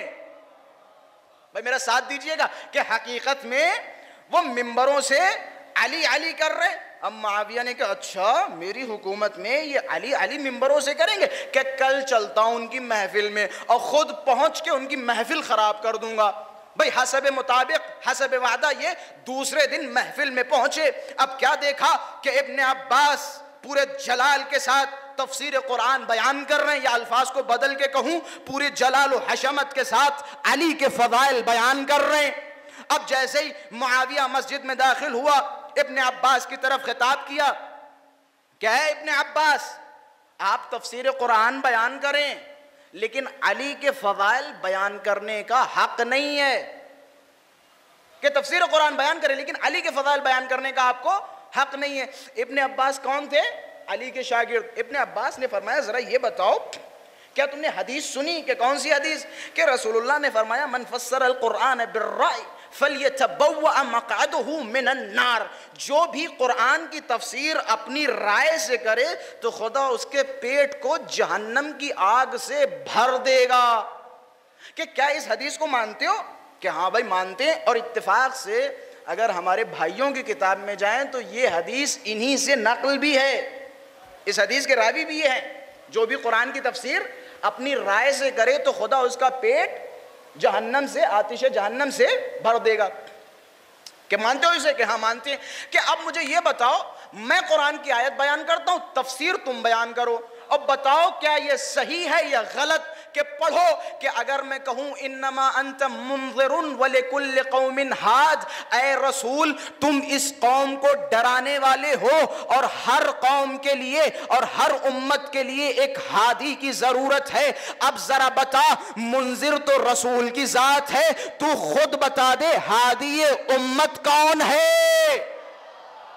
بھائی ساتھ دیجئے گا کہ تو خود بتا دے ہادی امت کون ہے. اب جیسے انہوں نے سنا کہ رسول اللہ سے میں نے سنا رسول اللہ نے فرمایا میں امت کو ڈرانے والا ہوں اور امت کے ہادی علی ہیں. لیکن ابن عباس کیا ضرورت ہے؟ تم قرآن کی اس آیت کو پڑھ رہے ہو، قرآن تو بہت بڑا ہے، قرآن کی دوسری آیت پڑھو. ابن عباس نے فرمایا ذرا بتا اگر میں کہوں انما یرید اللہ لیذھب عنکم الرجس اہل البیت ویطہرکم تطہیرا.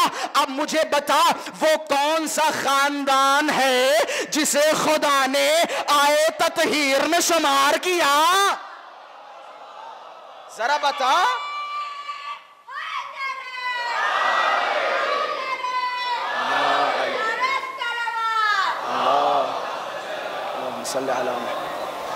کہ بتا کون ہے وہ؟ کہ مجھے پتا ہے یہ اہل بیت اطہار ہیں، رسول کی بیٹی ہے، رسول کے داماد ہیں، رسول کے نواسے ہیں. لیکن ابن عباس قرآن تو بہت بڑا ہے نا، کیا ضرورت ہے قرآن کی اس آیت میں پڑھے ہو؟ قرآن کی کوئی دوسری آیت سنا. اب ابن عباس نے جلال و حشمت کے ساتھ بیان کیا کہ ذرا بتا اگر میں قرآن پڑھوں اور کہوں انما ولیکم اللہ ورسولہ والذین آمنوا الذین یقیمون الصلاة ویؤتون الزکاة وہم راکعون. ذرا بتا اگر میں کہوں کہ جس نے حالت رکوع میں زکوٰۃ دی تو خود بتا دے وہ کون تھا کہ جس نے حالت رکوع میں زکوٰۃ دی. کہ ابن عباس مجھے پتا ہے. سائل نے سوال کیا، علی نے ہاتھ بڑھایا، سائل نے انگوٹھی نکالی، خدا نے آیت نازل کی.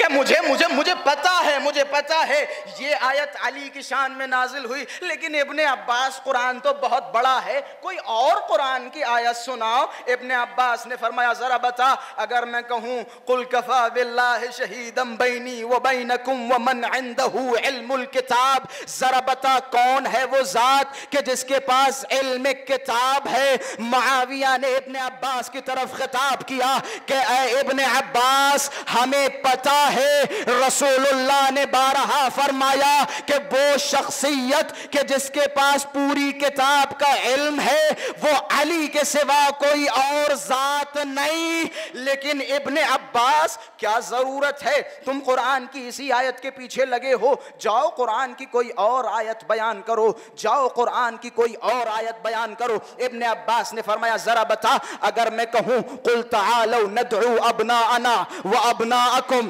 وانفسنا،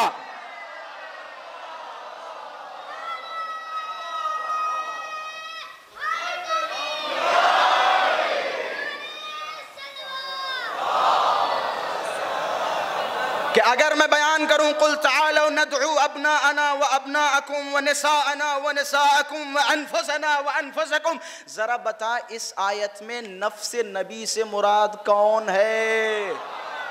کون ہے جو نفس نبی ہے؟ اب ہاتھوں کو جوڑا کہ ابن عباس اب کیوں پیچھے پڑو، کوئی اور آیت بتاؤ، کوئی اور آیت بیان کرو۔ ابن عباس جلال میں آئے اور فرمایا ذرا بتا، اگر میں کہوں قل لا اسألکم علیہ اجرا الا المودۃ فی القربى،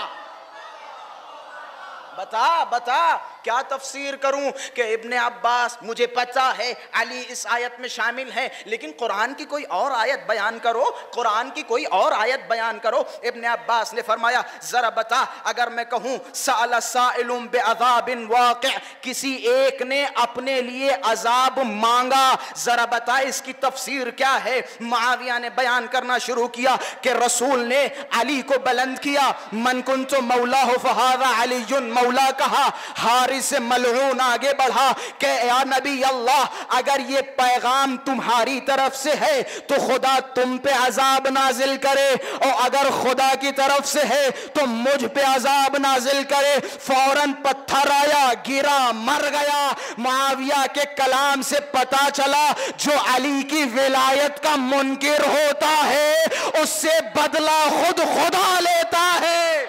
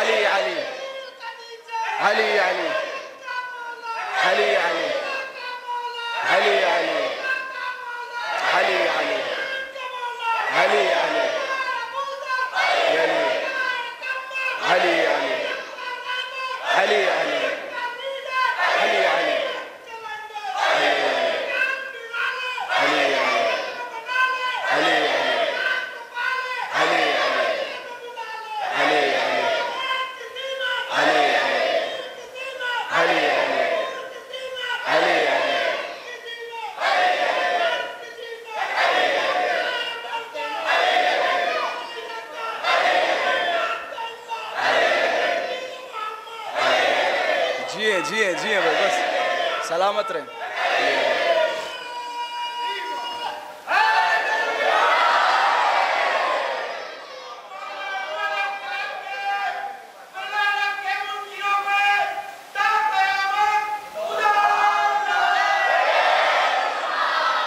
سبحان اللہ بھائی، سبحان اللہ۔ کہ ابن عباس کیا ضرورت ہے قرآن کی کوئی اور آیت بیان کرو۔ ابن عباس نے کہا ذرا بتا، اگر میں کہوں وَاعْتَصِمُوا بِحَبْلِ اللَّهِ جَمِيعًا، تم کہ تم سب اللہ کی مضبوط رسی کو تھام لو اور پکڑ لو، ذرا مجھے بتاؤ یہ اللہ کی مضبوط رسی کون ہے؟ عجب نہیں، معاویہ نے کہا ابن عباس مجھے پتا ہے، رسول نے بارہا فرمایا اللہ کی مضبوط رسی حبل حبل اللہ المتین علی کی ذات ہیں، لیکن کیا ضرورت ہے تم قرآن کی اسی آیت کے پیچھے پڑے ہو؟ جاؤ قرآن کی کوئی اور آیت بیان کرو۔ ابن عباس نے بیان کرنا شروع کیا اور فرمایا ذرا بتا، اگر میں کہوں عما یتساءلون عن النبأ العظیم، ذرا بتا وہ بڑی خبر کون سی ہے جس کے بارے میں سوال کیا جائے گا؟ کیا کوئی دوسری آیت بیان کرو، کہ کوئی دوسری آیت بیان کرو کہ اچھا ٹھیک ہے، اگر میں کہوں وَمِنَ النَّاسِ مَن يَشْرِي نَفْسَهُ ابْتِغَاءَ لِمَرَضَاتِ اللَّهِ، کون ہے وہ کہ جس نے اللہ کی مرضی کو خرید لیا اپنے نفس کو بیچ کے، کہ پتہ ہے اس ذات کا نام ہے علی ابن ابی طالب، لیکن کیا ضرورت ہے؟ قرآن تو بہت بڑا ہے، قرآن کی کوئی اور آیتیں بیان کرو۔ میں مختصر کر کے، میں ساری آیتوں کو چھوڑ رہا ہوں، مختصر کر کے موضوع کی طرف آ رہا ہوں، ساری آیتوں کو چھوڑ رہا ہوں۔ کیا ضرورت ہے تم بار بار انہی آیتوں کے پیچھے لگے ہو؟ قرآن کی کوئی اور آیت بیان کرو، قرآن کی کوئی اور آیت بیان کرو۔ اب ابن عباس کو جلال آیا اور فرمایا ذرا بتا، اگر میں کہوں یا ایھا الرسول بلغ ما انزل الیک من ربک، ذرا بتا میں اس کا کیا ترجمہ کروں، اس کی کیا تفسیر کروں؟ اب یہ صاحب بیان کرنے لگے کہ یہ رسول پہ نازل ہوئی، خدا نے خطاب کیا کہ اے رسول وہ پیغام جو ہم نے تمہیں دیا اس پیغام کو پہنچا دو، اگر تم نے وہ پیغام نہیں پہنچایا تو گویا کار رسالت انجام نہیں دیا۔ اب جملہ مجھے کہنے دیجئے، اگر رسول علی کی ولایت نہ پہنچائے تو خدا دھمکی دینے والے انداز میں کہتا ہے گویا کار رسالت انجام نہ دیا۔ اب اگر کوئی علی کی ولایت کا انکار کرے، اب اگر کوئی علی کی ولایت کا انکار کرے، کہنے لگے ابن عباس قرآن کی کوئی اور آیت بیان کرو، قرآن کی کوئی اور آیت بیان کرو، تم کیوں اس آیت کے چکر میں پڑے ہوئے ہو؟ ابن عباس نے فرمایا کہ سنو، اگر میں کہوں الیوم اکملت لکم دینکم واتممت علیکم، اگر میں کہوں کہ آج دین مکمل ہو چکا ہے، ذرا بتا کون سا وہ دن ہے کہ جس دن دین مکمل ہوا؟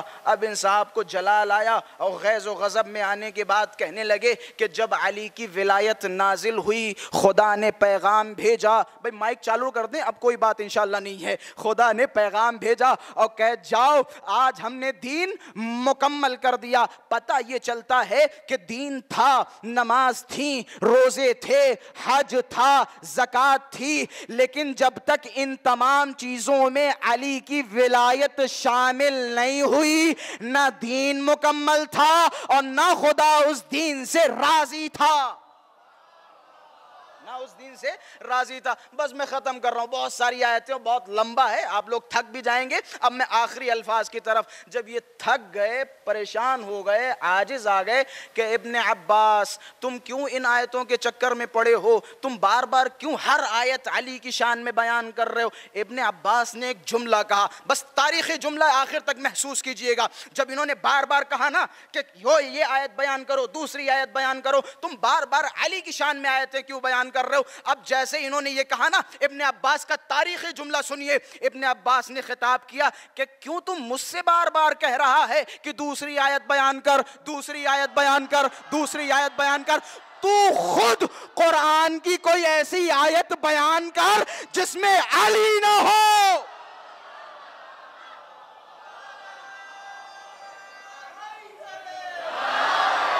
بس میں آخر تک پیغام پہنچانا چاہ رہا ہوں کہ خود قرآن کی کوئی ایسی آیت بیان کرو جس میں علی شامل نہ ہو۔ اب انہوں نے جیسے ہی سنا تو اپنے گمان کے مطابق اور اپنی سوچ کے مطابق کہنے لگے کہ ان آیتوں کے چکر میں کیوں پڑھ رہے ہو؟ اس آیت کی تفسیر کرو کہ کون سی آیت؟ کہ اذا زلزلت الارض زلزالہا، کہ اس آیت کی تفسیر بیان کرو۔ ابن عباس نے جیسے ہی یہ آیت سنی فوراً چہرے پہ مسکراہٹ کہ اتفاق سے جو آیت تم نے بیان کی اس آیت میں بھی علی موجود ہے، کہ اس آیت میں بھی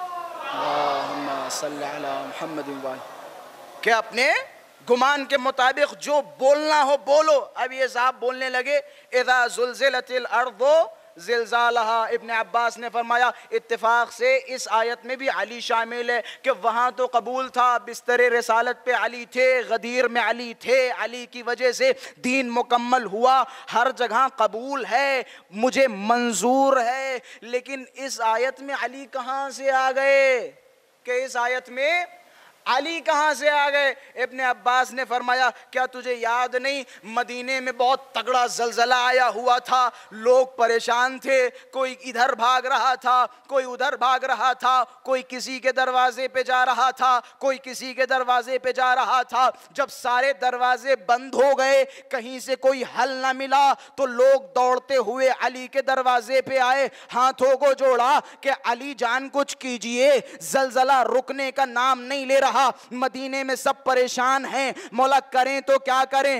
علی گھر سے باہر نکلے, زمین کی طرف دیکھا, زمین پہ پیر مارا, اذا زلزلت الارض زلزالہا کی تلاوت کی, اور پھر ایک جملہ کہا اے ابو تراب, اے تراب, ابو تراب تجھے حکم دیتا ہے ٹھہر جا.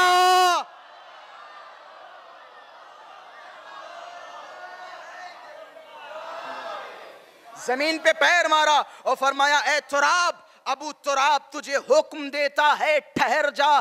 پھر خطاب کرتے ہوئے فرمایا تمہیں نہیں پتا اب اس دن کے بعد جب بھی یہ آیت بیان کی جاتی ہے تو علی کے اس قصے کو ضرور بیان کیا جاتا ہے. بس میں قربان جاؤں نتیجے پہ جب یہ سارے بحث و مباحثات ختم ہوئے, آخر میں یہ صاحب افسوس کے ساتھ گردن جھکا کے کھڑے ہو گئے کہ اب میں کروں تو کیا کروں, کہ میں علی کے فضائل مٹانا چاہتا ہوں, میں علی کا ذکر مٹانا چاہتا ہوں, جبکہ قرآن علی کے فضائل سے بھرا ہوا ہے. اب اگر دیکھیں تاریخی جملہ ہے کہ اب اگر علی کو مٹانا ہو تو پہلے قرآن کو مٹاؤ, جب تک قرآن زندہ ہے علی زندہ رہے گا.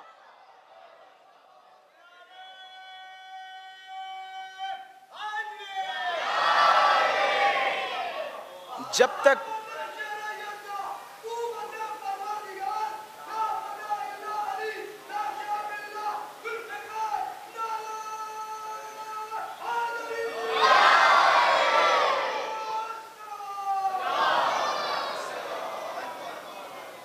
تم علی کو مٹانا چاہتے ہو, علی کو مٹانا چاہتے ہو, علی کو مٹانا ہو تو پہلے قرآن کو مٹاؤ.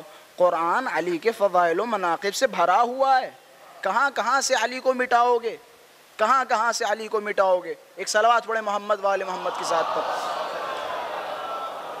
یہ مائک کیا خراب ہو گیا, خراب ہو گیا, یہ بند ہوا ہے, مجھے آواز نہیں آ رہی. اچھا ایسی آواز آ رہی, آگے جا کے بولنا پڑ رہا ہے. ایک صلوات پڑھیں محمد والے محمد کی ذات پر. اچھا 4 دن تک تو ہماری لڑائی رہی آواز زیادہ پہ, آخر میں لڑائی اٹک گئی آواز کم پہ. ایک صلوات پڑھیں محمد والے محمد کی ذات پر. یہ کمیٹی کی طرف سے اعلان ہے, جن صاحبان کی گاڑیاں فردوس محل کے سامنے کھڑی ہیں وہ برائے مہربانی ابھی اٹھیں اور گاڑیاں ہٹا لیں, کیونکہ مجلس کے فوراً بعد, مصائب کے فوراً بعد جلوس برآمد ہوگا, تاکہ جلوس میں دقت نہ ہو. میرے خیال سے 1 نوحہ تو یہاں ہو گئی, جب تک آپ لوگ مصائب کے فوراً بعد کوشش کیجیے گا کہ گاڑیوں کو ہٹا لیجیے گا. آپ سب امام زمانہ کی سلامتی کے لیے صلوات پڑھیں محمد والے محمد کی ذات پر. اچھا آپ نے ایک دم سے مائک سلو کر دیا, میں ڈسٹرب ہو گیا, میں نے کہا کیا ہو گیا, کچھ مسئلہ ہو گیا جو مائک کی آواز آپ نے بند کر دی. ایک صلوات پڑھیں محمد والے محمد کی ذات پر. تو خلاصہ کہاں کہاں سے علی کو ہٹاؤ گے, کہاں کہاں سے علی کو مٹاؤ گے. علی تم سے مٹنے والا نہیں, یہ نور خدا ہے, نور خدا تمہاری پھونکوں سے خاموش نہیں ہونے والا ہے. کہاں کہاں سے تم دنیا میں, تو خیر دنیا میں بھی علی کو مٹا نہیں سکتے, لیکن کوششیں کر سکتے ہو, کوششیں کرو. کہاں تک کوششیں کرو گے, تم دنیا میں علی کے خلاف بول سکتے ہو، تم دنیا میں علی کا ذکر مٹانے کی کوششیں کر سکتے ہو، لیکن یاد کرو ایک دن مرنا تمہیں بھی ہے۔ جب تم مرو گے، قبر میں جاؤ گے اور تمہارے سرہانے علی کھڑے ہوں گے، کیا جواب دو گے؟ کیا جواب دو گے؟ کیا جواب دو گے؟ مرو گے، قبر میں علی ملیں گے، حشر میں علی ملیں گے، صراط پہ علی ملیں گے، جنت کے دروازے پہ بھی علی کے سوا کوئی اور نظر نہیں آنے والا۔ رسول اللہ فرماتے ہیں حینما اسری بی الی السماء فما رأیت موضعا الا وکان مکتوبا فیہ علی، کہتے جب مجھے آسمانوں پہ لے جایا گیا تو میں نے کوئی ایسی جگہ نہیں دیکھی جہاں علی نہ لکھا ہو۔ تم کہاں کہاں سے علی کو مٹاؤ گے؟ کہاں کہاں سے علی کو مٹاؤ گے؟ کوئی ایسا مقام نہیں جہاں علی لکھا نہ ہو۔ تم کوششیں کر سکتے ہو، کوششیں کر سکتے ہو، لیکن تمہاری کوششوں سے یہ ذکر مٹنے والا نہیں ہے، تمہاری کوششوں سے یہ چراغ بجھنے والا نہیں ہے۔ بس آخر میں یاد آ جاتا ہے وہ زینب علیہ مقام کا جملہ کہ یزید کھت قیدک وسع سعیک وناصب جہدک، یزید جو کوششیں کرنی ہو کر لے، جو منصوبے بنانے ہو بنا لے، لیکن خدا کی قسم ہم اہل بیت کا ذکر مٹا نہیں سکتا، ہم اہل بیت کا ذکر نہیں مٹا سکتا۔ یزید نے کوئی کسر چھوڑی؟ صرف یزید نے بوڑھوں کو نہیں ماروایا، بوڑھوں کو، بچوں کو، یہاں تک کہ وہ بچے روایتوں میں وہ بچے جو ماؤں کی گودوں میں تھے، یزید نے ان پہ بھی کوئی کسی طرح کا رحم نہ کیا، بوڑھوں کے اوپر رحم نہ کیا۔ 90 سال کا بوڑھا بھی کربلا معلیٰ میں قربان ہو گیا امام حسین پہ، کسی کے حق میں کوئی رحم نہیں۔ مجھے حکم دیا گیا ہے جناب مسلم کے 2 شہزادوں کے مصائب کے لیے، انشاءاللہ خدا آپ کو عراق کی سرزمین پہ لے جائے، اور بغداد سے جب کربلا کی طرف آپ آئیں نا، کربلا پہنچنے سے پہلے ایک جگہ پڑے گی جس کا نام ہے مسیب، کھجور کے درخت ہوں گے، ان کھجور کے درختوں کے درمیان 2 ننھے ننھے سے گنبد نظر آئیں گے۔ جب آپ کو وہ گنبد نظر آئے نا تو فوراً وہاں جائیے اور حاضری پیش کیجئے، نہ کسی خطیب کی ضرورت، نہ کسی نوحہ خان کی ضرورت، نہ کسی زیارت نامے کی ضرورت، محض آپ ان دونوں بچوں کی قبر پہ جائیں گے آپ کا دل پگھل جائے گا۔ محض آپ ان دونوں بچوں کی قبر پہ پہنچیں گے، آپ کا دل میں درد شروع ہو جائے گا۔ کیا ان جیسے بچے بھی مارے جاتے ہیں؟ ان جیسے بچے بھی مارے جاتے ہیں؟ جناب مسلم کی شہادت ہو گئی، ان 2 ننھے ننھے بچوں کو شریح کے قبضے میں دے دیا گیا۔ شریح نے ان بچوں کو اپنے پاس رکھا۔ کہتے کربلا کے بعد جب لٹا ہوا قافلہ کوفہ پہنچا، روایت کے جملے ہیں شریح نے، قاضی شریح نے ان دونوں بچوں کو امام سجاد کے حوالے کیا، امام سجاد کے حوالے کر دیا۔ یہ دونوں بچے امام سجاد کے ساتھ 14 یا 15 دن تک زندان میں رہے۔ روایتوں کے جملے ہیں ابن زیاد ملعون کو خبر ملی کہ یہ دونوں بچے امام سجاد کے ساتھ اسی زندان میں ہیں۔ مجھے نہیں پتا، روایتوں میں ملتا ہے، تاریخ بتاتی ہے کہ ابن زیاد کو اگر سب سے زیادہ کسی سے دشمنی تھی تو وہ مسلم ابن عقیل سے تھی۔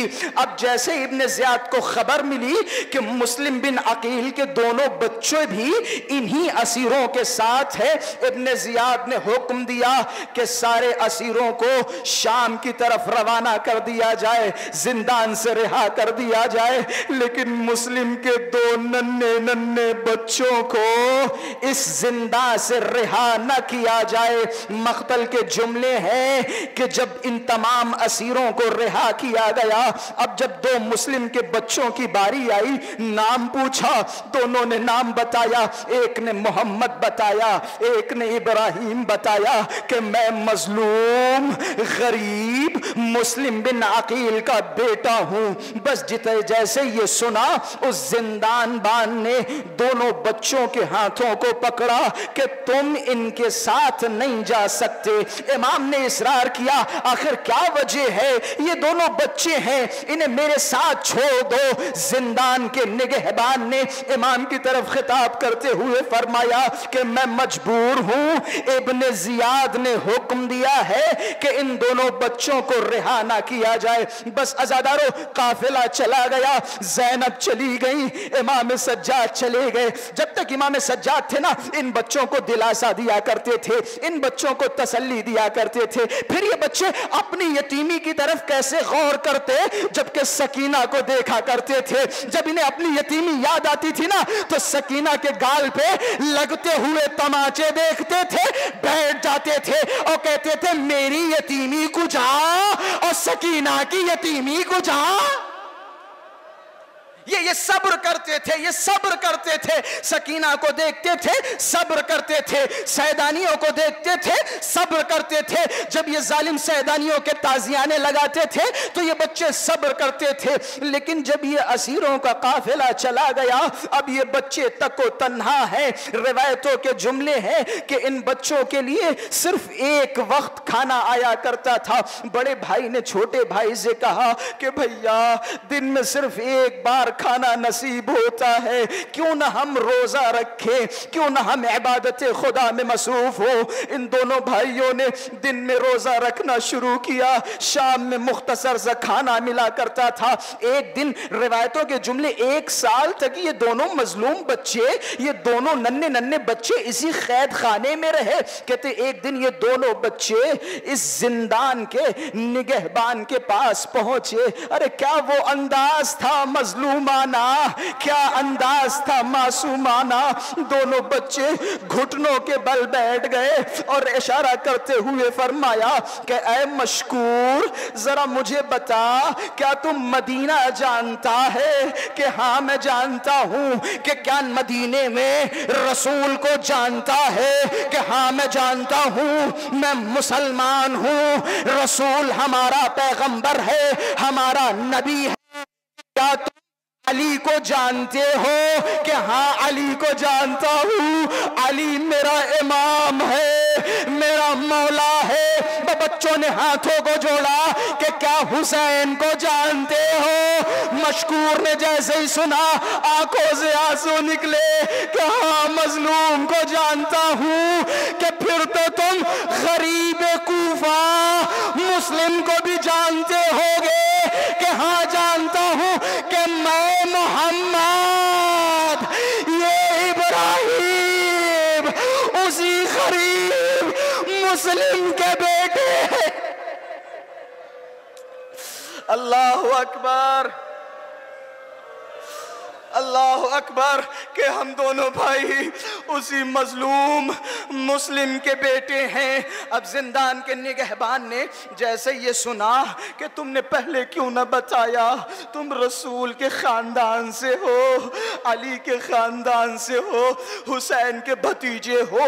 روایتوں کے جملے ہیں رات میں مشکور نے زندان کا دروازہ کھولا۔ اب جیسے ہی زندان کا دروازہ کھولا یہ دونوں بچے فرار ہو گئے، ایک درخت پہ جا کے بیٹھے۔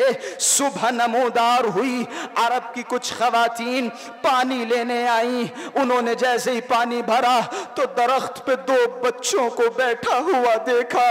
بچوں کو نیچے اتارا، سینے سے لگایا کہ غریب ہو، یتیم ہو، مسکین ہو، بھوکے ہو، ذرا چلو میرے گھر پہ، میں تمہیں کھانا کھلاؤں گا، میں تمہیں اپنے گھر پہ رکھوں گا، میں ہاتھوں کو جوڑوں گا۔ اے مسلم کے شہزادو اس گھر میں مت جاؤ، یا تمہاری خیر نہیں ہے۔ روایتوں کے جملے ہیں حارث ملعون دیر رات گھر پہ پہنچا، بچوں کے رونے کی آواز سنی، بچوں کو باہر نکالا۔ چھوٹا بھائی بڑے بھائی کے دامن کو پکڑے ہوئے ہے، حارث کھینچ رہا ہے، کے دونوں بچوں کے ہاتھوں میں ہتھکڑیاں لگائیں، پیروں میں بیڑیاں لگائیں، نہر فرات کی طرف لے کے گیا۔ اب جب نہر فرات پہ پہنچا، مقتل کے جملے ہیں، قربان جاؤں، ہاتھوں کو جوڑا ان دونوں بچوں نے کہ اے حارث تم مجھے کیوں مارنا چاہتا ہے، مجھے مدینے بھیج دے۔ حارث نے کہا مجھے 2000 درہم ملے۔ ان دونوں بچوں نے ہاتھوں کو، تجھے اس سے زیادہ پیسے دوں گا، ارے مجھے میرے گھر پہنچا دے۔ حارث نے ایک نہ سنی، بھائیوں کو آگے بڑھایا، قتل کا ارادہ کیا۔ اب عام کے اوپر، اب محمد کے اوپر تلوار رکھتا ہے، ابراہیم دوڑ کے آتا ہے، اپنی گردن رکھتا ہے کہ دیکھ حشر بپا ہو گیا خنجر کے تلے پر۔ ارے بھائی نے گلا رکھ دیا بھائی کے گلے پر۔ اب جیسے ہی ان دونوں بچوں کو ذبح کیا، نہر فرات کا پانی اچھلا، ارے آواز آئی اے حارث کیا ان بچوں کو مارا جائے گا؟ ارے رسول کے سامنے کیا منہ دکھائے گا؟ ارے ان بچوں کا کیا قصور؟